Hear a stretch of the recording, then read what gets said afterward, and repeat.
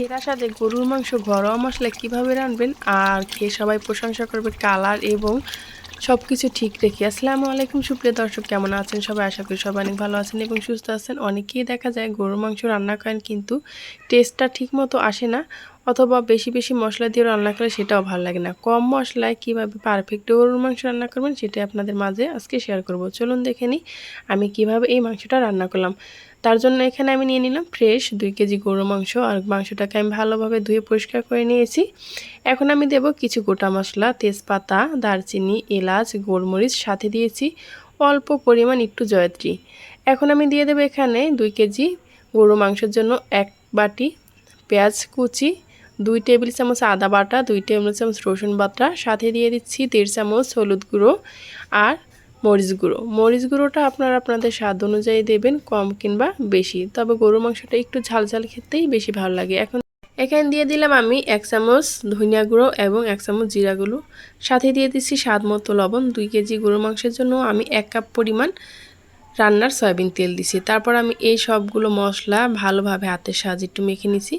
দেখে বুঝে নিতে হবে এই মশলাটা সব একসাথে মিক্স করে যত ভালোভাবে মাখিয়ে নেবেন এর টেস্টটা যেন বহু গুণে বেড়ে যাবে। এভাবে একবার হলো বাসায় ট্রাই করবেন, আশা করি আপনাদেরটা একদম পারফেক্ট হবে। 2 কেজি মাংসের জন্য আমি কি পরিমাণ মশলা দিয়েছি এভাবে যদি একবার ট্রাই করেন আশা করি আপনাদের কাছে ভালো লাগবে। এভাবে মেখে আমি রেস্টে রেখে দেবো 1 ঘন্টার জন্য। মাংসটা যদি 1 ঘন্টার জন্য রেস্টে রেখে দেন তাহলে এই মাংসটা কিন্তু আরও টেস্ট বেড়ে যায়। যদি সময় হাতে না থাকে তাহলেও কিন্তু ঝটপট এভাবে করে মেখে তারপর বসিয়ে দিতে পারেন, সময়ও কম লাগবে, আবার দেখা যায় রান্নার টেস্টও অনেকটা বেড়ে যাবে। এখন আমি মাংসটাকে চুলায় বসিয়ে দিয়ে হাই হিটে রান্না করে নেব 10 মিনিট। 10 মিনিট রান্না করলেই দেখবেন এর ভিতর থেকে অনেকটা পানি বেরিয়ে আসবে। এখন কিন্তু কোনো পানি দেওয়ার দরকার নেই। দেখতে পাচ্ছেন 10 মিনিট রান্না করার পর আমি কোনো পানি ব্যবহার করিনি, তারপরে কিন্তু অনেকটাই পানি বেরিয়ে গেছে। এখন আমি এটাকে মিডিয়াম টু হাই হিটে করে রান্না করে নেব। যখন এরকম পানি চলে আসবে তখন কিন্তু চুলার জালটা মিডিয়াম টু হাইয়ে রেখে রান্না করে নেবেন। এখন আমি এই মশলাটাকে কষিয়ে নেব যতক্ষণ না পর্যন্ত খুব সুন্দরভাবে একদম পানিটা টেনে যায়। তারপর ঢাকনা দিয়ে এভাবে মাঝে মাঝে নেড়েচেড়ে দিতে হবে।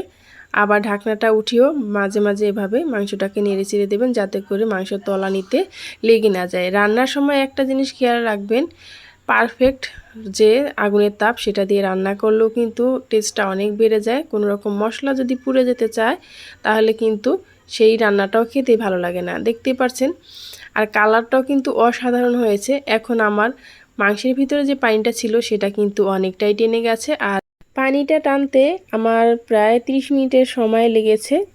এখন আমি আবারও ঢাকনা দিয়ে ভালোভাবে একদম শুকনো শুকনো করে নেব, তেলটা যতক্ষণ না পর্যন্ত একদম মশলা থেকে ছেড়ে দেয়। যখন এরকম মশলা থেকে ছেড়ে দেবে তখন আমি এখানে দিয়ে দিচ্ছি কিছু বড় বড় করে কেটে রাখা আলু। আপনারা চাইলে আলুটা দিতে পারেন, আবার কিন্তু নাও দিতে পারেন।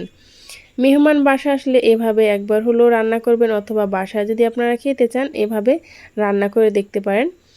এখন আমি আলুটাকে দিয়ে আবারও কিছু সময় নেড়েচেড়ে মিশিয়ে নিচ্ছি। এখনও পর্যন্ত কিন্তু আমি কোনো পানি ব্যবহার করিনি। আলু দেওয়ার পর কিন্তু দেখতেই পাচ্ছেন আবারও অল্প অল্প করে একটু পানি ছেড়েছে। এই পানির ভিতরে চুলার জালটা মিডিয়ামে রেখে আমি ভালোভাবে কষিয়ে নেব। খুব সুন্দরভাবে যখন কষানো হয়ে যাবে তখন কিন্তু আমি এর ভিতরে দিয়ে দিচ্ছি পানি। আমি এখানে গরম পানিটা ব্যবহার করছি, আপনারা চাইলে কিন্তু ঠান্ডা পানিও ব্যবহার করতে পারেন। এখন আমি পরিমাণ মতো পানি দিয়ে এটাকে ঢাকনা দিয়ে মিডিয়াম আঁচে রেখে রান্না করে নেব আরও 30 মিনিটের মতো। আসলে এই গরুর মাংসটা এমন দেখা যায় অনেক গরুর মাংস ভালো হয় সেটা কিন্তু 1 ঘন্টার ভিতরে রান্না হয়ে যায়, আবার দেখা যায় অনেক গরুর মাংস একটু শক্ত হয়ে থাকে সেই সময় একটু সময় বেশি লাগে। সেটা কিন্তু আপনারা বুঝে শুনেই পানিটা ব্যবহার করবেন। আপনারা যখন মাংসটা কিনে আনবেন সেটা দেখেও কিন্তু অনেক সময় বোঝা যায় মাংসটা ভালো কি ভালো না। আমার এই মাংসটা রান্না করার জন্য সময় লেগেছে 1 ঘন্টার মতো।